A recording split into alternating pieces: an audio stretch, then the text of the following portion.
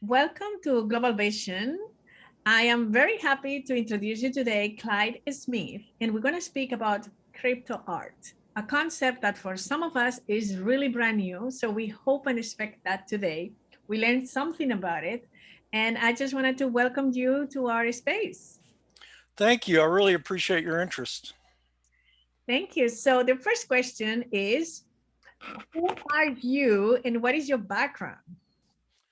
Um, well, currently I'm focused on crypto art and non-fungible tokens or NFTs, but my art background goes back to studying dance in college Mhm. and then performing contemporary dance and performance art for a number of years in North Carolina in the US and in San Francisco primarily, as well as occasionally in other cities on tour.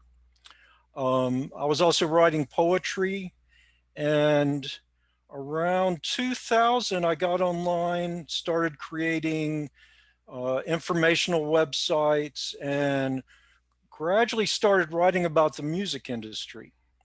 And at that time, file sharing was a big issue.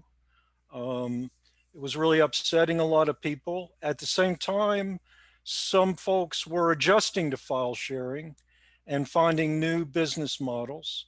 And to be honest, the new part was always what interested me. I was always following what was emerging and cutting edge, particularly as it helped artists.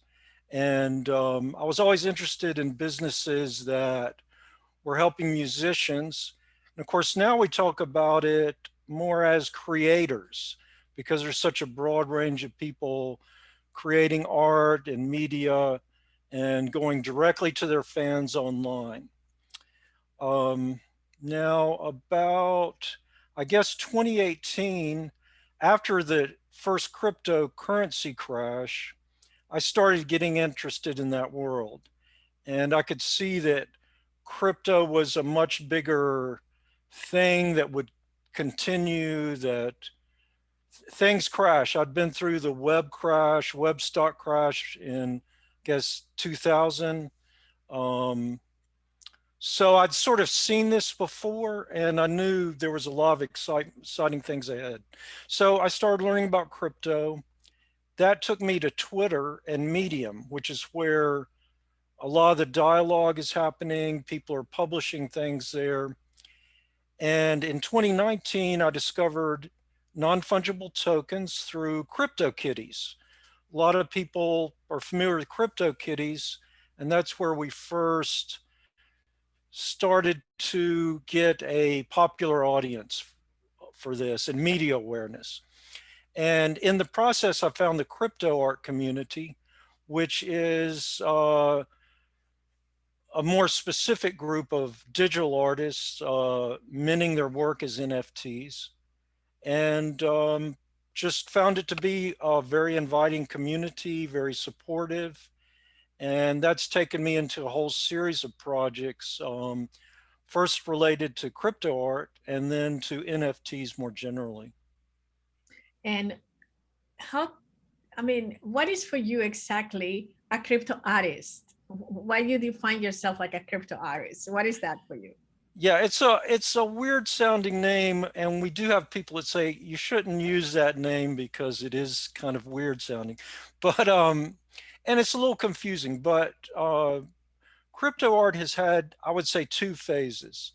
The initial phase a few years back really was more related to Bitcoin, and you had artists creating paintings and digital art and clothing that often featured a Bitcoin emblem Mm. or that referenced ideas behind Bitcoin, the ideas about freedom and um, different concepts that a lot of that drew people to Bitcoin in ways that went just beyond a functioning digital currency.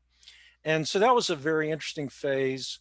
And I'm not sure. I can't really put a time frame on it, but that was when we first started to hear of crypto artists because of the theme of their work. Mm-hmm. When NFTs developed, basically through the Ethereum blockchain and smart contracts, uh, the ability to take a digital art file and identify it and create a new market led to the idea of the crypto artist as someone who mints their art as an NFT. And for the projects I'm doing, that's my focus, is that definition. Mm. So tell us about your project, CryptoArtNet. Okay, now CryptoArtNet is essentially it's a website that provides a directory of crypto artists. Mm-hmm. Um, in 2019, I started getting to know the crypto art community on Twitter. And when the pandemic, I actually at that point, I started making digital art because I wanted to participate as an artist. Hadn't really done that before. But then the pandemic rolled around. Suddenly we have some big chunks of time that we can use to our advantage. Mm-hmm. And I was thinking, wow, I should just make a lot of crypto art. But I also have this history of making informational websites, directories, that kind of thing. And so I asked a bunch of the artists I was talking to, hey, what do you think? We don't have a crypto artist directory. Is that something that would be worth doing? And they were all very enthusiastic. So in May of 2019, or I'm sorry, May of 2020, I launched CryptoArtNet initially as a directory of crypto artists. The listings are free. They're kind of like an enhanced link tree page.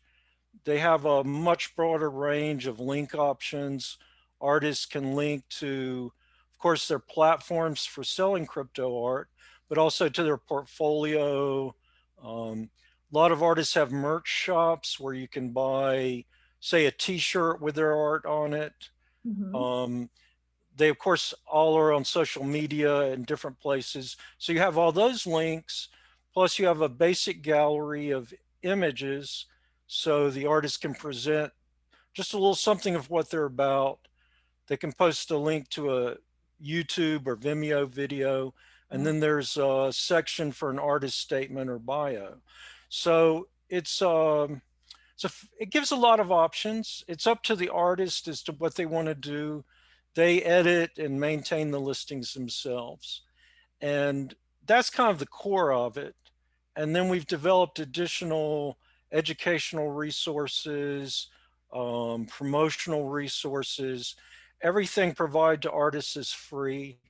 And it's kind of my contribution to the community of crypto artists.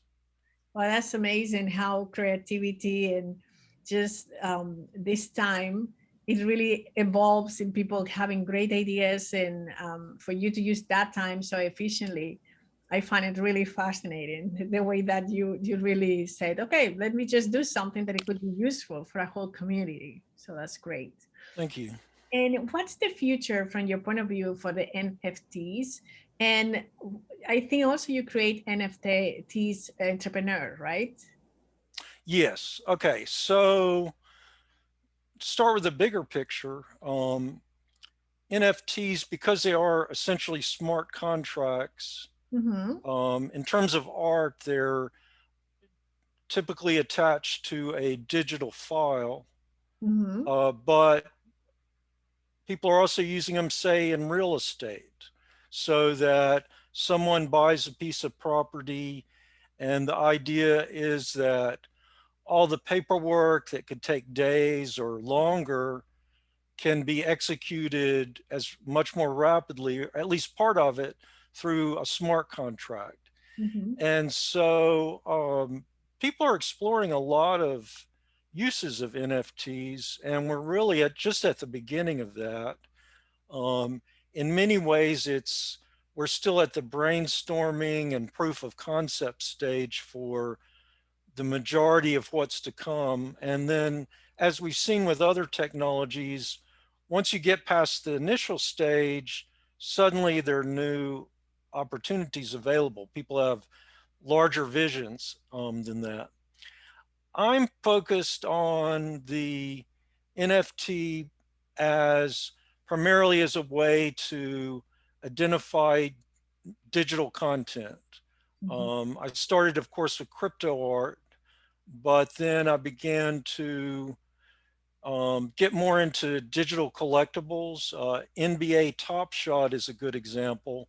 It's very similar to a crypto art platform where you go and you see different pieces of art, you buy them. There's also often a secondary market where you can trade, sell, trade, do whatever with the art you've collected. NBA Top Shot does that with basketball short video clips, basically moments, highlights from basketball games, some of which are more historically important than others. So they have different kinds of value. People collect them, and then there's a secondary market where they can resell them, and the price escalates, sometimes astronomically. I mean, right now, starting I guess last fall, we've started to see prices for digital files that are kind of hard to comprehend at times. Even those of us doing this are somewhat astounded at what's going on. I think So Rare is a company based in Europe that's focused on football, or as we call it here, soccer. Um, you're going to see much more, I think, many more international offerings. Um, I meant to say at CryptoArtNet, we have artists from all around the world. We have a little subsection focused on locations. And right now we have 14 crypto artists from Spain. We have numerous artists from Latin America. For some reason, Argentina is a big hotbed of crypto artists. No one's sure why, but a lot of really great art's being made there. And we're seeing more activity in Asia. Mhm. Um, there's a little bit of separation between what's happening in Asia and what's happening in uh, Europe and North and South America. Um, a lot of us are trying to bridge that. We really want it to be a totally international thing. Um, Africa has more of a presence, as time is passing, but there's a lot to be done there in terms of bringing in African artists. So the potential of NFTs is not just for a wide range of use cases, but as a global phenomenon. And that's very exciting. Um, I'm trying to, in addition to my work supporting artists, I'm starting to do more business writing about NFTs, not just in crypto art, but in collectibles. Mhm. I'm really focused on the digital side though, like say the real estate example, I'm not really looking at that. My expertise is really in digital media. Mhm. So what I've done is started a newsletter and just really getting going. I've also written a little bit for the Defiant, which is a uh, website that started with a focus on DeFi, the financial movement that emphasizes decentralization. But now they're publishing a lot about NFTs and other aspects of new developments. So I'm writing some for them and hopefully going to be doing a lot more of that in the future. So, of course, that's the talk lately about this amazing amount of money that someone pay 69.3 million in this bidding in Christie's. What is your opinion about it? um, well, it's kind of a complex topic. Things seem a little overinflated right now. And I mean, I think that was the third highest price for a piece of art, or it's the third highest amount an artist's been paid for their work. I can't remember which it is, but for a digital file, essentially to be getting the same price as a painting by a major historical artist does seem a little out of whack. Now, at the same time, it's too early to call it a bubble because a bubble involves, I think, almost more of a note of hysteria and everybody's got to get in. We haven't hit that point yet. Um, a lot of us would like to see things. See, it's weird because, like, people who got the crazy Mhm. pay, payday for that piece of art, which is based on something like 10 years of work. He's been making pieces of art every day, and that's what went into that piece. At the same time, it it creates an atmosphere that gets much more focused on high prices. That's what all the headlines are about. And a lot of people that are making art, they're about the art first. They're excited to have a new market. There are a lot of people who have been in fields like, say, special effects for the music industry, who have always worked for clients. They suddenly are now have a market that includes them as artists. Mhm. And then you also have very traditional artists who are adapting their work for a digital format, photographers, video artists. I just saw a new platform for street dance, including hip hop dance. So that are doing moments kind of like the NBA Top Shot moments.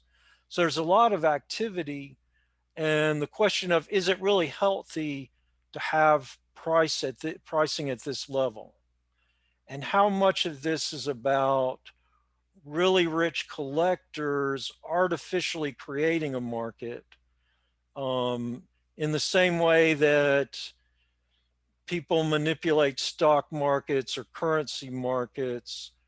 There are definitely concerns about that. So right now, if I was collecting, I would be looking at lower tiers of the game because uh, that high level, that there are a lot of high stakes at play, and it would be very easy to get burned in coming months. That's So, word of amazing. caution. Excuse me. I mean, thank you for that because that lead us to conclude with what is your view about where are the industry going? Because right now it is the traditional art world versus this digital world. And do you see a completely separation, a completely change in the industry? I mean, what is your take as an artist and also as someone who is an expert in crypto art? Well, looking at the art scene, the Christie's auction was a big moment because that tied the two worlds together. Hmm. Sotheby's is now working on a auction of some sort with another leading artist, or artist group. It's an anonymous artist who goes by PAK, PAK. Um, so it's interesting because at a very high level, the two worlds are meeting. But what a lot of people don't realize is that there are a lot of traditional artists making crypto art. At an artistic level, um, we have people who've done everything from bronze sculpture to paintings to printmaking. They're finding ways to do digital art. We have people that have only done digital art. So I think a lot of the barriers between, for one thing, traditional art institutions and crypto art will continue to come down because digital art itself is finding a place in museums and galleries. And this will only strengthen the movement of digital art into traditional institutions.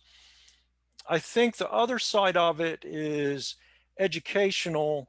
Um, there are a lot of misconceptions about NFTs in the art world right now. There's been some conflict between artists from outside the scene and artists making crypto art. And so right now we're in a transition period where people are encountering the ideas, learning more about it. I think at the end of the day, when you look at the art world, there are a lot of different sectors within the art world. And you have community arts, you have uh, high art. Certainly back in the 80s and 90s, we saw more, and even in the 70s, we saw much more popular art come into the institutions, and also a more popular awareness of major artists. So I think there'll be a sense of a separation for a bit longer, but we're going to see those barriers come down.